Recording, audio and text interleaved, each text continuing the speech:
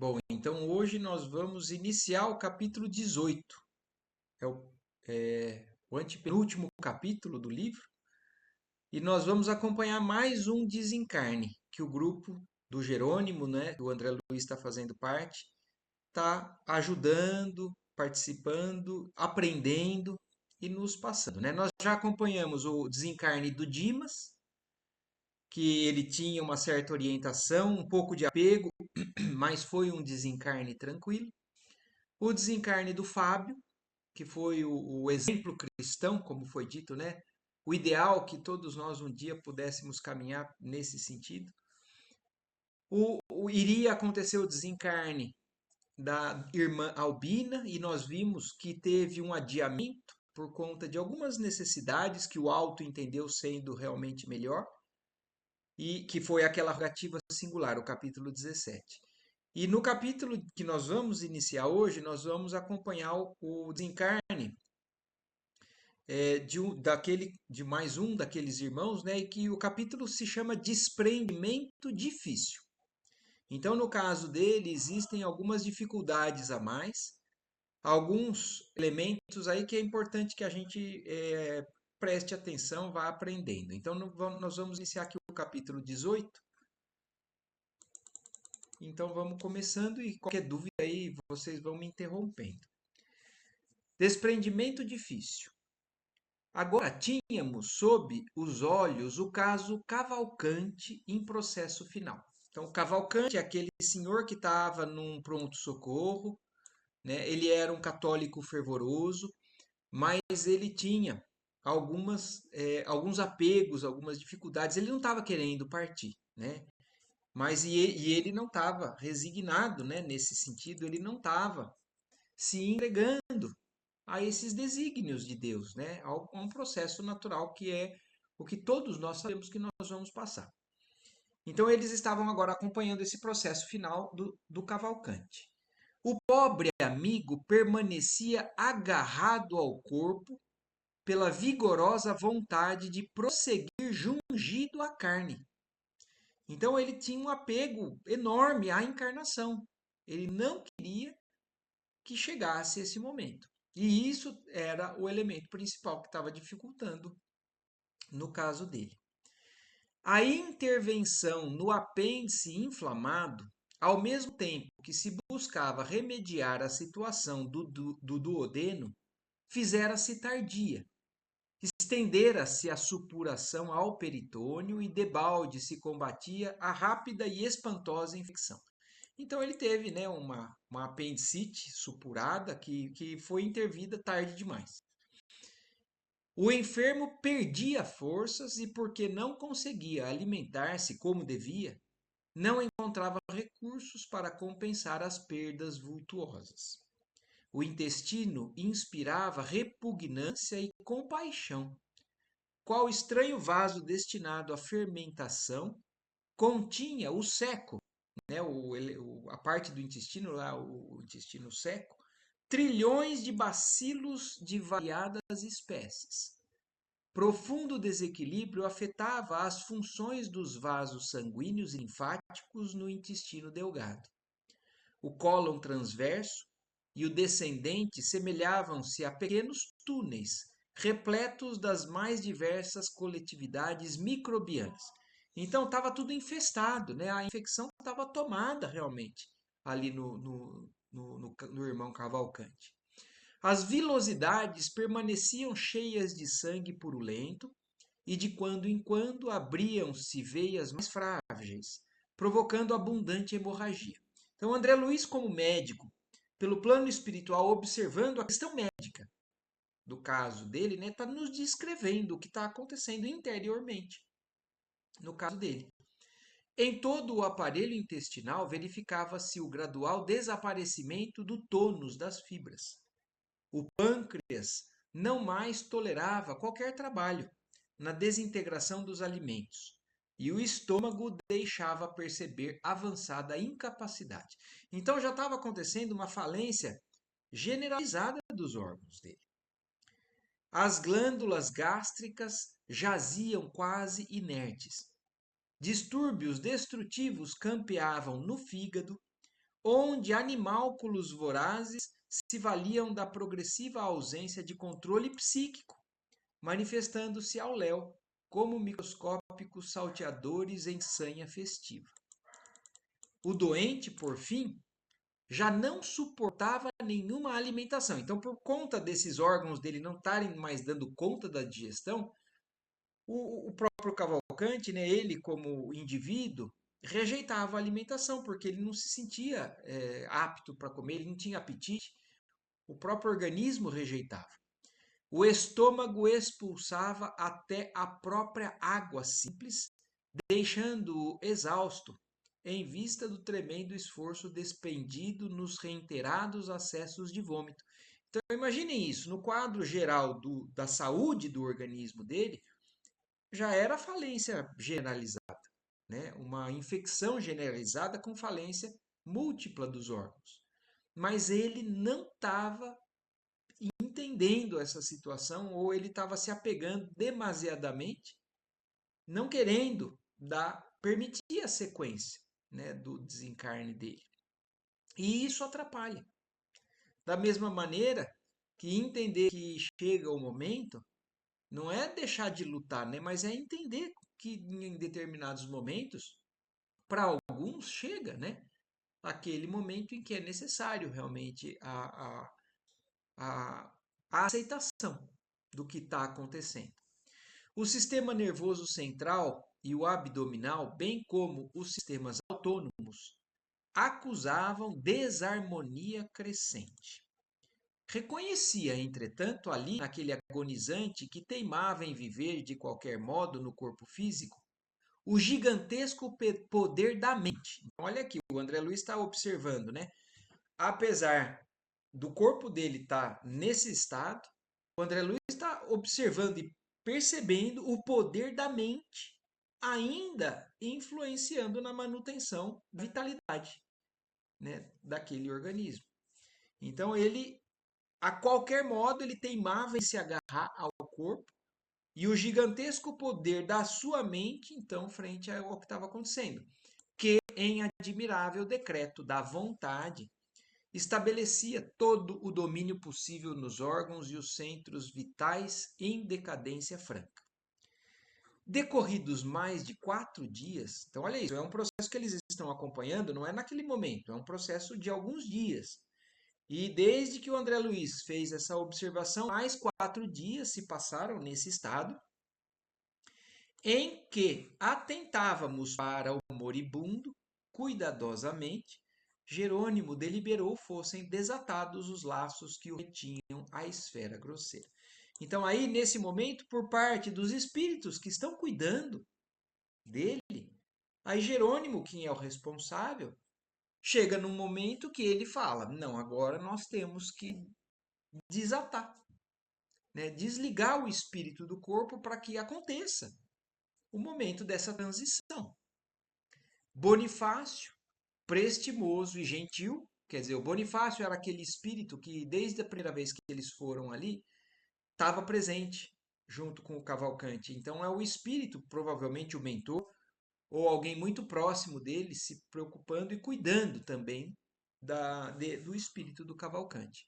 Então, o Bonifácio, junto deles ali, prestimoso e gentil, coadjuvava-nos o trabalho. Informando-se de nossa resolução, de modo vago, através dos canais intuitivos, o doente pela manhãzinha. Então, olha isso, apesar de não querer, o espírito daquele doente também chega um momento que, por inspiração, intuição, recebe essas informações que é chegado, um momento mesmo que ele não queira. Então, olha aqui, através de canais intuitivos, o doente pela manhãzinha chamou o capelão, chamou o padre, a fim de ouvi-lo. E após breve confissão, que o sacerdote reduziu ao mínimo de tempo, em virtude das emanações desagradáveis que se desprenderam da organização fisiológica em declínio, o pobre Cavalcante, mal suspeitando a paz que o aguardaria na morte, procurou reter o eclesiástico em contristadora conversação. Então ele acaba sentindo que está chegando o momento, chama o padre, se confessa, Mas ainda assim, olha como o André Luiz fala, né, nesse parágrafo. Apesar dele não saber que se ele se entregasse, seria muito melhor para ele, né? A paz que o aguardaria depois da morte, ele ainda assim tem medo, tá? Com algum problema, alguma coisa que nós vamos ver em breve o que está acontecendo, mas ele não está querendo partir com algo que está incomodando, que ele ainda tinha deixado para trás. E nessa tentativa, ele procura ficar segurando a conversa com o padre. E o padre, como ele falou aqui, o André Luiz, estava tentando reduzir ao máximo aquela conversa porque o cheiro estava desagradável e talvez porque aquele padre não tinha, na verdade, sensibilidade suficiente para ficar ali do lado daquele moribundo, né, o tempo que fosse necessário, mesmo que fosse desagradável o que tivesse acontecendo. Mas no caso, aquele padre estava querendo sair rápido dali. E o Cavalcante não, estava querendo segurar a conversa com ele. E ele fala: Padre, dizia ele em voz súplice, sei que morro, sei que estou no fim. E aí o padre responde: entregue-se a Deus, meu amigo. Só ele pode saber em definitivo o que surgirá. Quem sabe se ainda tem longos anos pela à sua frente? Tudo pode acontecer. Quer dizer, ele falando, o padre querendo dizer assim, não, não é você quem sabe as coisas, né? Se entregue nas mãos de Deus e ele sabe se é o momento ou se não é, porque pode ser que você saia dessa. Só Deus sabe a verdade, né, com relação ao tempo de cada um. O capelão falava apressado, abreviando a palestra e tentando dissimular suas penosas impressões olfativas. Quer dizer, o padre estava incomodado de verdade com o cheiro ali do ambiente e do próprio doente, né? Por conta do problema que ele tinha. Mas o moribundo continuou ingênuo. Tenho medo, muito medo de morrer. Bem, obtemperou o religioso, não ocultando um gesto de enfado. Quer dizer, olha isso, o padre estava achando aquilo assim, chateando, né? Chateante. Mas o Cavalcante não estava percebendo, ele estava angustiado, precisando dessa presença, né? Dessa conversa. Então, e o padre falando com enfado, que passou desapercebido, né? Aos olhos do crente, né? Do Cavalcante. Precisamos preparar o espírito para o que der e vier. Ouça, padre, acredita que me salvarei? Sem dúvida. Você sempre foi bom católico. Mas escute. E a voz do enfermo fez-se triste, mas chorosa e sufocada. Eu desejaria morrer noutras condições. Segundo lhe confessei, fui abandonado pela mulher há muitos anos.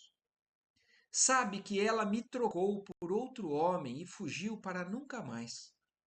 Sempre admiti que experimentei semelhante prova por incapacidade de compreensão por parte dela. Mas agora, padre, então olha o que ele está revelando, né? Que é aquilo que está incomodando e segurando esse pobre espírito nessa situação. Apesar de ter sido um bom católico, ele está com medo de morrer, ele está com receio de alguma coisa, ele está com apego a essa situação que ficou mal resolvida com a esposa.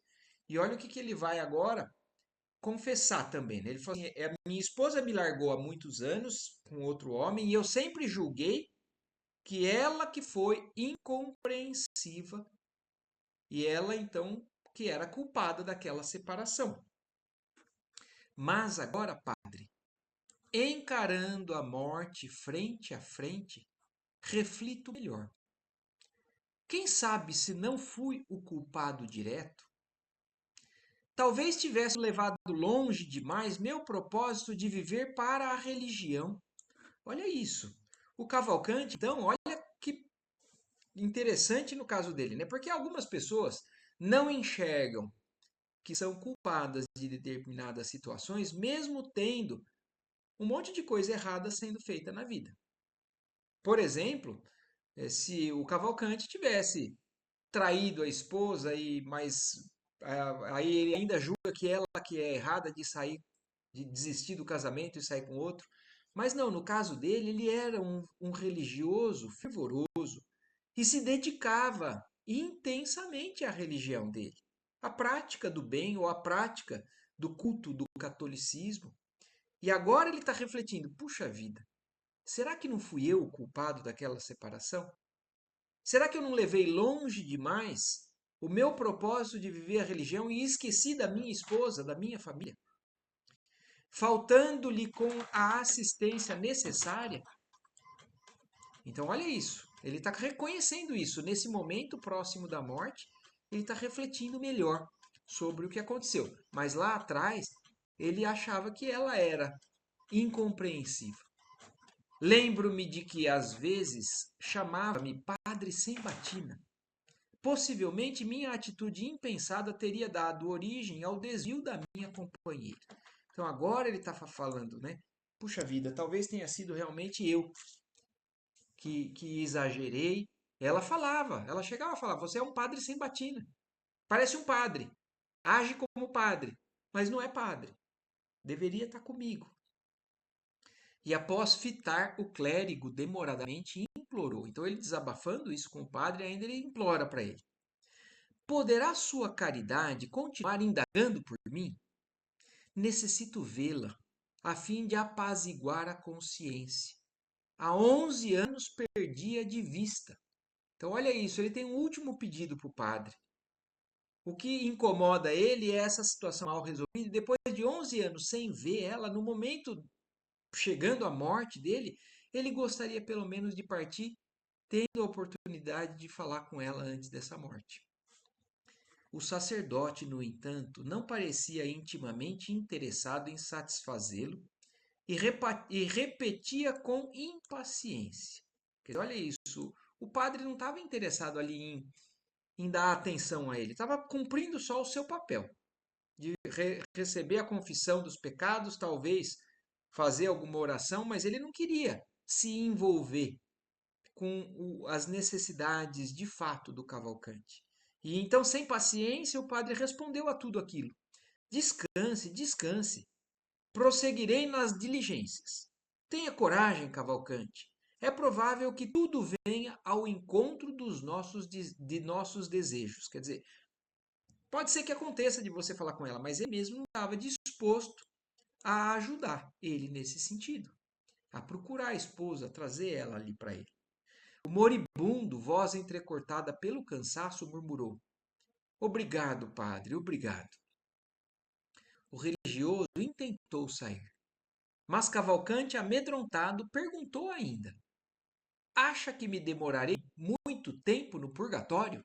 Quer dizer, olha isso, ele ainda assim tinha necessidade de conversar. Com relação à esposa, ele não conseguiu, mas o padre falou: quem sabe você consiga, né? Mas aí o medo dele de morrer, se ele está agora vendo culpa no fracasso do casamento dele, ele com consciência de um religioso que achava que era todo correto, ele está pensando: puxa vida, eu vou para o purgatório, na concepção católica, né? E o catolicismo coloca a questão, né, do medo de ir para o inferno, inclusive, porque acha que o inferno é eterno. Então, toda essa insegurança estava passando por parte, né, dos pensamentos ali do Cavalcante. E aí, achando o padre que tinha acabado a conversa, que tinha concluído, né? Mas aí o Cavalcante ainda insiste. Você acha que eu vou ficar muito tempo no purgatório? Que ideia! Resmungou o interlocutor entediado. Falta-lhe suficiente confiança no poder de Deus? Enunciou as últimas palavras com tamanha irritação que o enfermo lhe percebeu o descontentamento, sorriu humilde e calou-se. Então, nesse momento, o Cavalcante percebeu que o padre estava ficando irritado, que o padre estava sem paciência com ele. Aí, humildemente, ele se calou. O sacerdote, ao se afastar, aliviado, encontrou certo médico e indagou: afinal, o que acontece ao Cavalcante? Morre ou não morre? Olha o grau de insensibilidade do padre, né? Estou cansado de tantos casos cumpridos. E aí, ele perguntando isso pro médico que estava ali, né? O médico responde: tem sido gigante na reação, informou o clínico bem-humorado. Considerando-lhe, porém, os males sem cura, venho examinando a possibilidade da eutanásia. Então, olha o médico falando, ele realmente está firme, a vontade dele está querendo ali se manter firme.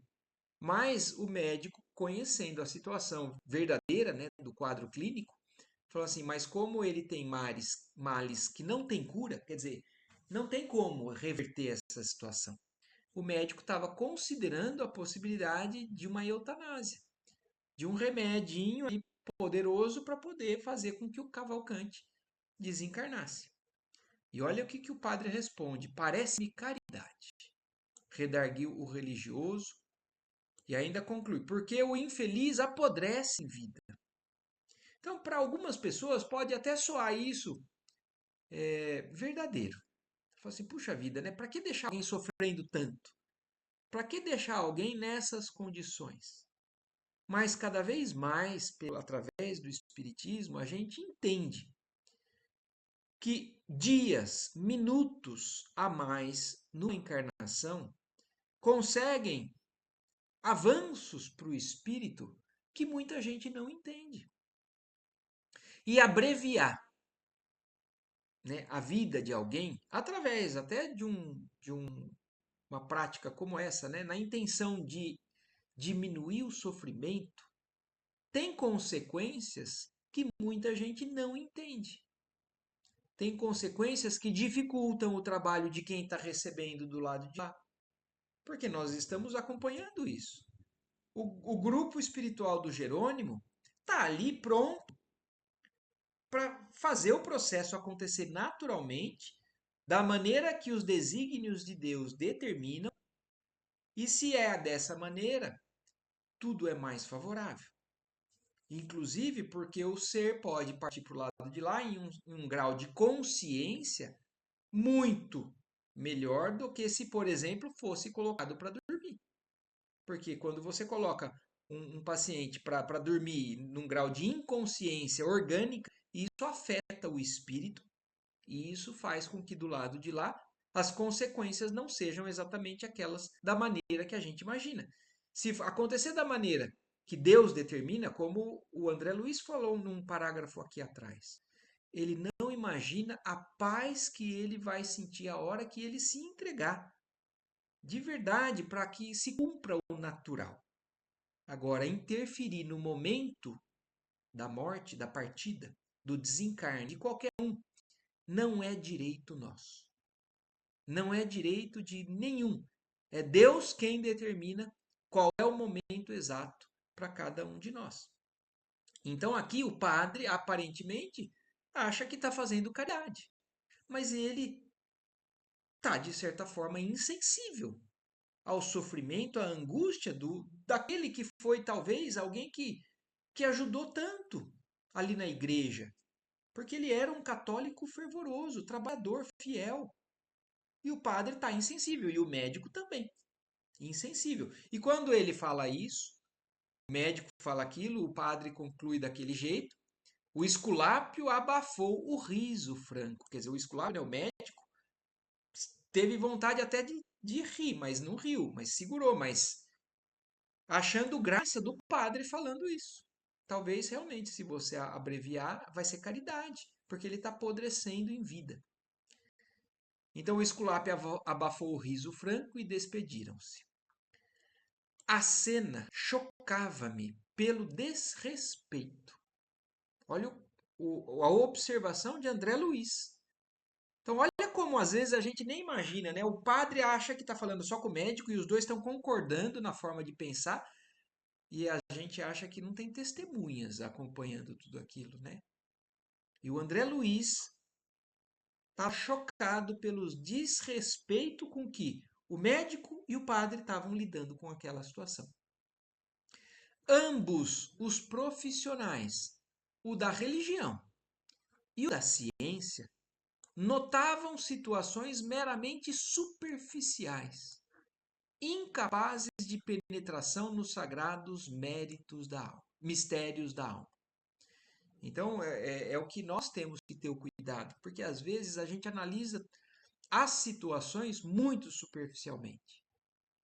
E espiritualmente, no âmbito muito mais profundo, é muito mais além do que o que a gente imagina. Empatia zero, né? Oi? Empatia zero. Empatia zero. Não estavam preocupados com o bem-estar dele. Estavam preocupados com o bem-estar deles próprios. Não quero sentir esse cheiro ruim. Não quero saber se ele está precisando falar com a esposa. Eu quero que ele vá logo. Então, é triste. Mas se a gente não tem essa sensibilidade, isso parece até uma conversa natural. E aí, então, ele continua, o André Luiz pensando, né, e nos falando. Entretanto, para compensar tão descaridosa incompreensão, Cavalcante era objeto de nosso melhor carinho. Então, por parte dos espíritos ali que acompanhavam ele, do grupo do Jerônimo, do mentor do Cavalcante, do Bonifácio ali, eles dedicavam o melhor carinho que o Cavalcante pudesse receber. Por mim, então por parte de André Luiz, não saberia ministrar-lhe benefícios, dado a incipiência da minha singela colaboração. Mas Jerônimo e Bonifácio cercavam-no de singular cuidado, amparando-o como se fora bem-amada criança. O André Luiz até humildemente reconhece, eu não tenho muito o que fazer por ele, tenho vontade, mas graças a Deus o Jerônimo e o Bonifácio estão ali e estão fazendo tudo para poder acalmar, para poder acolher, para poder envolver o Cavalcante na atenção que ele merece, que ele conquistou. Quando o eclesiástico pisava mais longe, o meu assistente considerou: o pobre sacerdote ainda não possui olhos de ver. Então aqui a gente já nota também outra maneira de observar por parte de espíritos mais elevados. Aos nossos olhos, às vezes a gente pode sentir uma certa revolta ou um julgamento por parte do padre que agiu dessa maneira. Por parte de espíritos de luz mais evoluídos, infelizmente, eles têm compaixão para com o sacerdote também, para com o médico também. Infelizmente, esse sacerdote ainda não possui olhos de ver. Cavalcante foi, antes de tudo, perseverante trabalhador do bem.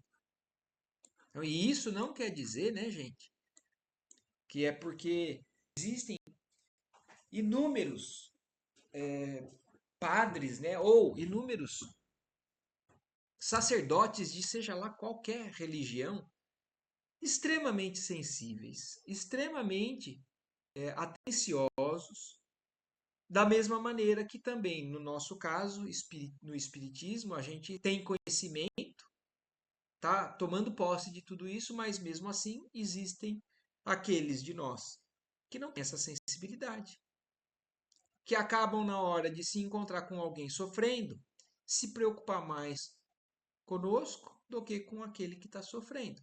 Então isso não tem nada a ver com religião, tem a ver com individualmente espíritos encarnados, alguns com sensibilidade, outros sem sensibilidade. E do lado de lá, a mesma coisa. Espíritos de luz que nos acompanham, que nos auxiliam, e outros que nos envolvem e que nem sempre conseguem nos ajudar da maneira que a gente precisa. Então, mas foi o comentário do Jerônimo, né? Esse sacerdote ainda não possui olhos de ver, porque Cavalcante foi um perseverante trabalhador no bem, merece toda a atenção. Enquanto isso, o enfermo buscava enxugar as lágrimas copiosas. A atitude do capelão advertira-o no deplorável estado de seu corpo físico. Quer dizer, ele passou a perceber que algo estava de errado com ele, a ponto de incomodar o padre.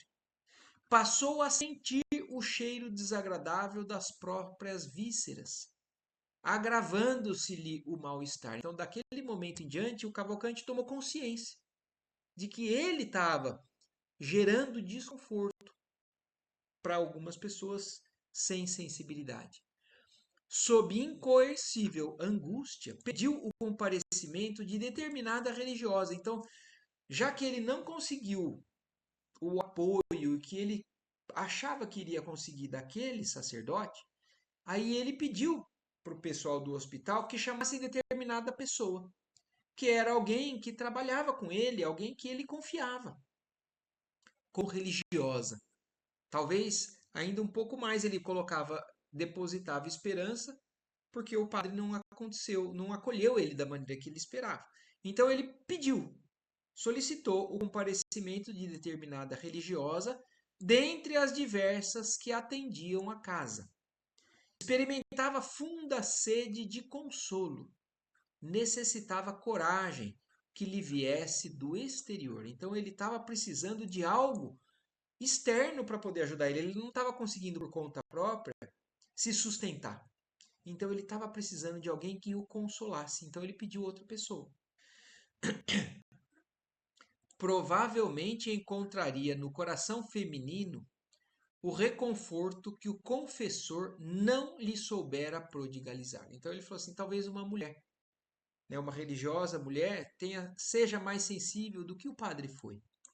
Porém, a irmã de caridade não trazia consigo melhor humor. Então, infelizmente, foi outra pessoa que chegou ali para ele, que não estava também na mesma disposição,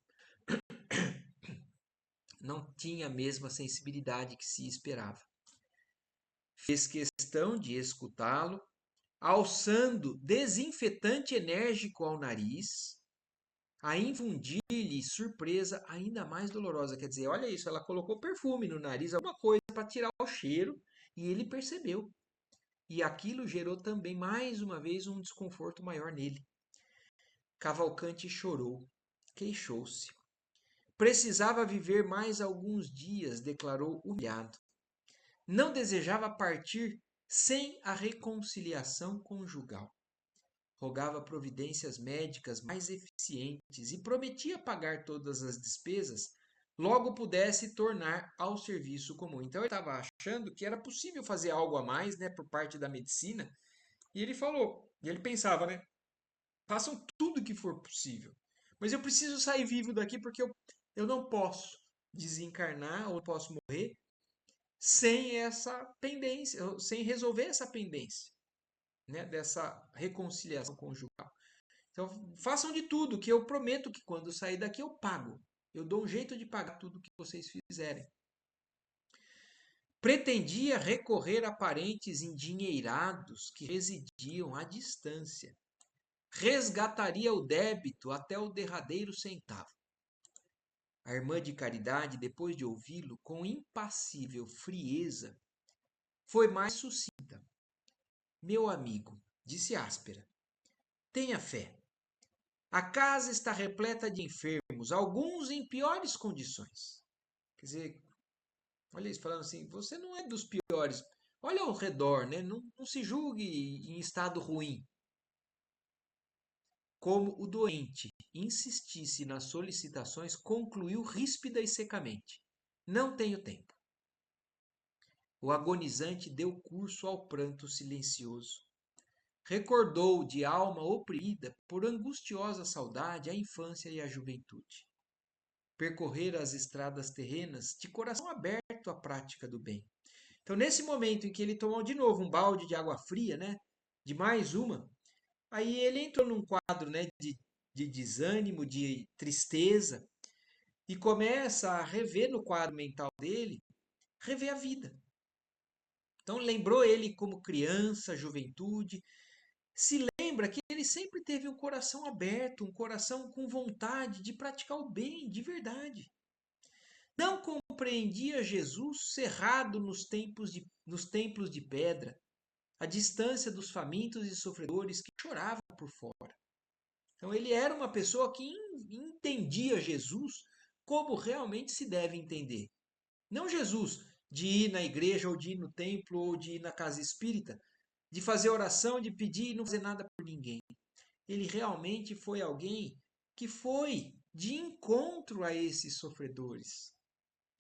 A doutrina que abraçara não lhe oferecia ensejo de mais vasta aplicação ao exemplo evangélico. Quer dizer, ainda assim, né, por limitação da conceituação, né, católica, da continuidade da vida, dos resgates, de certas problemas, certas sombras que alguns carregam, né, ele não ampliou a concepção dele a ponto de aprofundar na aplicação daquilo que ele poderia aplicar, mas ainda assim, ele foi alguém que se dedicou profundamente ao que ele tinha intenção no fervor daquela religião que ele abraçou. Era compelido a satisfazer obrigações convencionais e a perder grande tempo através de manifestações do culto externo. Quer dizer, isso a gente sabe que também é algo que acontece muito, né, nas religiões. As pessoas se preocuparem demais com o culto externo, né, com os rituais, com as posturas, com alguns cumprimentos, né, de algumas coisas a se fazer, ao invés de se dedicar mais, né, ao outro e tudo mais. Isso acontece em todas as religiões, mas é que no caso da religião dele, né, isso era mais intenso. Entretanto, valera-se de toda oportunidade para testemunhar entendimento cristão. Então, apesar de muito que se pedia por parte da religião dele com relação a esses cultos externos, ele não deixava de estar constantemente presente na, na proximidade com o próximo mesmo, na intenção de ajudar o próximo. Porque amar o exercício do bem constante e fiel era aborrecido aos sacerdotes e familiares em geral. Então ele era tão preocupado com os sofredores que ele aborrecia tanto a família quanto os próprios padres, que achavam talvez que ele era exagerado naquilo. A parentela, inclusive a esposa, considerava-o fanático, desequilibrado, imprestável. Então, olha, aqui a gente começa a entender realmente que ele errou, talvez, mas na direção certa, né? Ele talvez não tenha dado a devida atenção à esposa, mas, puxa vida, se todos os nossos erros fossem assim, né? Fossem preocupados não com o egoísmo, não em fazer coisa. Ah, porque muitas pessoas têm problema em casa. Ah, porque eu tenho necessidade de ir no barzinho, eu tenho necessidade de sair com os amigos. Mas no caso do Cavalcante, ele tinha necessidade de ajudar os outros. Ele tinha necessidade de estar acudindo os sofredores. E por isso ele aborrecia os sacerdotes e a própria esposa, que considerava ele um fanático. E por isso a esposa acabou abandonando ele. Perseverava mesmo assim. Embora as condições elevadas em que desenvolvera a fé, ignorava as lições do além-túmulo e receava a morte. Então, olha aqui está o problema que o Cavalcante está lidando nesse momento. Ele tem mérito de tudo que ele fez? Tem, com certeza. Por isso que a equipe do Jerônimo está ali para receber ele. E muitos desencarnam sem todo esse cuidado, por falta de merecimento. Mas o Cavalcante tem merecimento.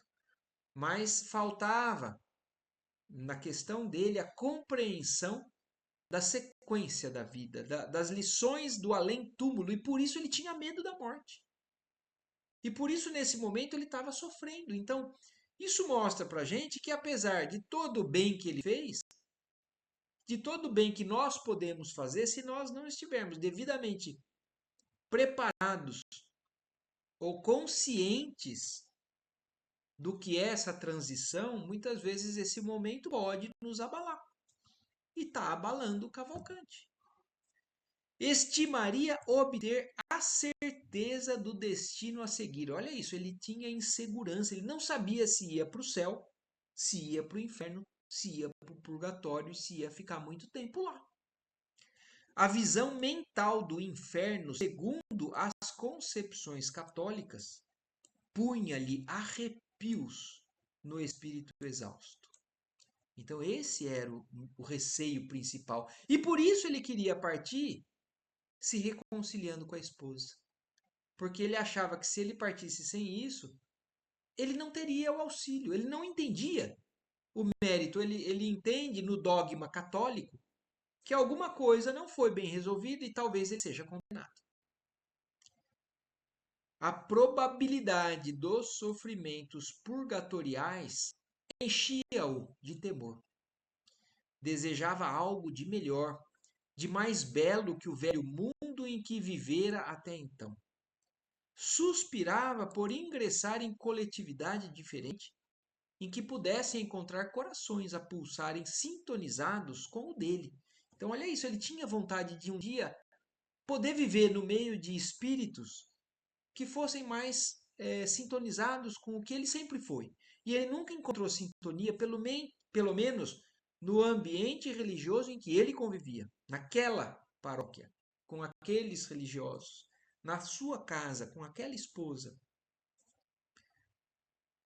Sentia fome e sede de compreensão, de profunda compreensão, mas prejudicado pelos princípios dogmáticos da escola religiosa a que se filiara, repelia-nos a ação. Então, por conta dessa incompreensão religiosa, ele não estava deixando acesso para o grupo espiritual que estava ali para poder cuidar dele, agisse de maneira mais efetiva. Então, ele estava afastando a ação deles. O assistente, pondo em prática recursos magnéticos, tentou propiciar-lhe sono brando, de maneira a subtrair-lhe os temores em socorro direto, fora do corpo físico. Então o Jerônimo estava tentando colocar ele num sono para ele parar de pensar, de ele ter medo, para ver se eles conseguiam ajudar ele de outra maneira. Contudo, o moribundo lutou por manter-se vigilante. Temia dormir e não despertar, pensava ansioso. Queria ver a esposa antes do fim. Dizia de si para consigo. Não era efetivamente provável? Não seria justo morrer tranquilo? Oh, se ela surgisse, acariciava a possibilidade. Penitenciar-se-ia dos erros passados, pedir-lhe-ia perdão. Então ele queria pedir perdão. Pelo jeito que ele levou a vida, preocupado demais com os sofredores fora da casa dele e não dando a atenção a quem estava do lado dele. Ele queria pedir perdão. E ele alimentava a ideia de que pudesse ela aparecer. Tamanha humildade assomava-lhe ao ser, naquela hora de grande abatimento, que não se magoaria em receber-lhe a visita junto do outro. Então, olha isso, ele não estava nem preocupado se ela fosse junto com outro homem com quem ela se casou ou ela se ajuntou. Por que odiar? Olha que espírito limpo, né, lá dentro. Por que odiar? Porventura não lhe ensinava a lição de Jesus que a fraternidade constitui sempre a bênção do Altíssimo? Quem seria mais culpado? Ele que mantinha dobrada a indiferença para com as exigências afetivas da companheira, pelo arraigado devotamento à fé, ou aquele homem despreocupado de qualquer responsabilidade que a recolhera, talvez em desesperação? Quer dizer, ele estava enxergando que talvez o outro tivesse sido mais certo do que ele, porque ele não deu atenção à esposa e o outro acolheu ela, que tinha necessidade, estava talvez desesperada. Se pugnara sempre pela prática da caridade, por que motivo ele, Cavalcante, faltara com a necessária demonstração portas adentro do próprio lar? Então, olha isso, é isso que está pegando na consciência dele. Se eu estava preocupado com a caridade, por que eu faltei com a caridade dentro de casa? E às vezes é aí também que a gente erra. Às vezes a gente está se preocupando demais em fazer pelos outros, achando que é isso que Jesus espera de nós, e a nossa primeira responsabilidade, o nosso principal dever é dentro da própria casa, é dentro da própria família. Em verdade, As sugestões sublimes da fé religiosa inflamaram-lhe o espírito de amor universal. Não tolerava a sufocação do idealismo ardente. Ninguém poderia reprová-lo. Então, olha isso, o André Luiz, observando o que estava dentro dele, ele fala assim, gente, ele está sendo sincero e verdadeiro no que ele está questionando. Mas, se era esse o caminho escolhido, que razões o levaram a desposar pobre criatura, incapaz de apreender-lhe a fome de luz? Quer dizer, olha o que o André Luiz agora está questionando.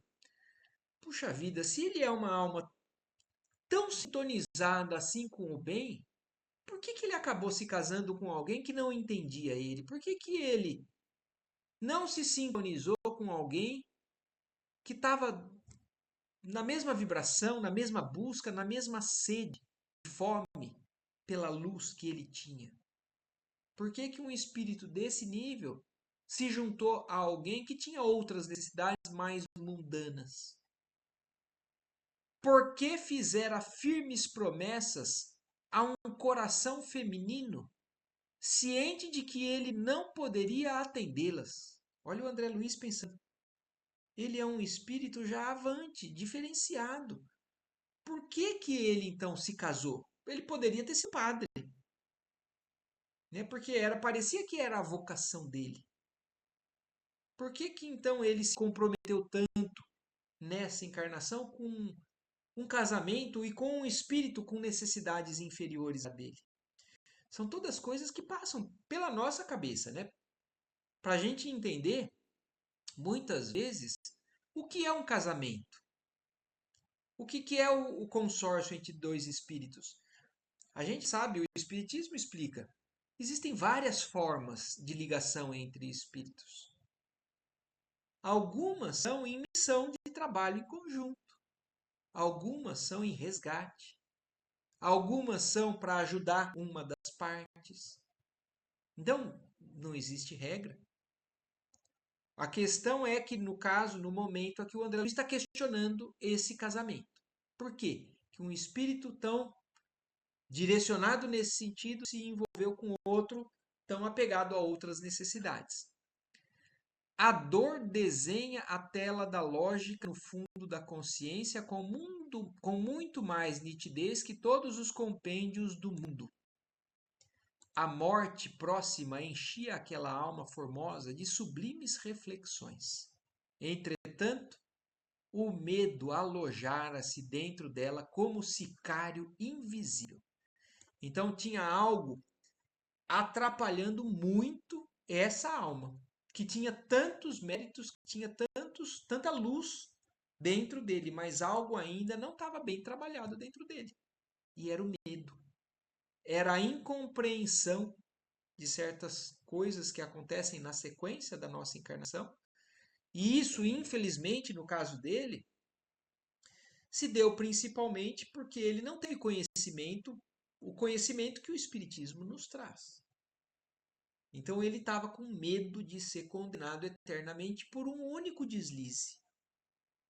Por algo que ele a consciência dele negava. A ponto de ele achar, falar assim, oi Estela, pode falar. Marco, então, é assim, ó, independente se nós somos bons ou ruins, ou é uma regra, nós vamos ter sempre alguém que vai nos auxiliar Estela, tem... no desencarne? Sim. No Livro dos Espíritos, por exemplo, tem um local lá onde fala sobre os espíritos que nos amparam e que nos protegem. Nossos mentores, nossos anjos guardiões. E lá os espíritos superiores respondem e falam assim: não tem uma única alma encarnada nesse mundo que não tenha alguém velando por ele. Não tem. Todos nós, melhores ou piores, temos alguém olhando por nós com bons olhos, né? Alguém cuidando de nós. Agora, alguns, a gente já viu viu também nos capítulos passados do que a gente tem estudado aqui, que eu acho que foi no livro anterior que explicou um pouquinho mais isso.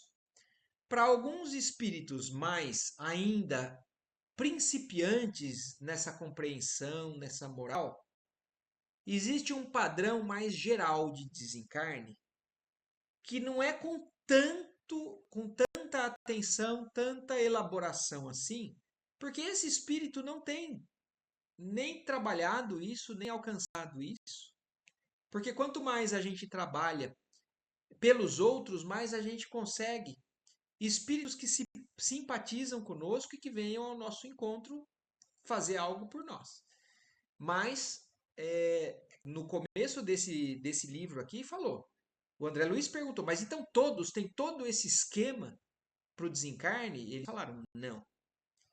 Alguns conquistaram isso. Outros ainda desencarnam pelas vias mais gerais. Tem a proximidade de alguém? Tem. Mas eles vão desencarnar de maneira compatível com o grau de materialismo deles, de compreensão deles, de inteligência e de moral deles. Agora, que todos temos, se a gente busca, todos temos. Então, ele aqui, no caso, por exemplo, ele merece, ele conquistou essa equipe que está ali por ele. Já faz algum tempo que eles estão ali por ele. Só que ele está repelindo, ele está dificultando essa ação.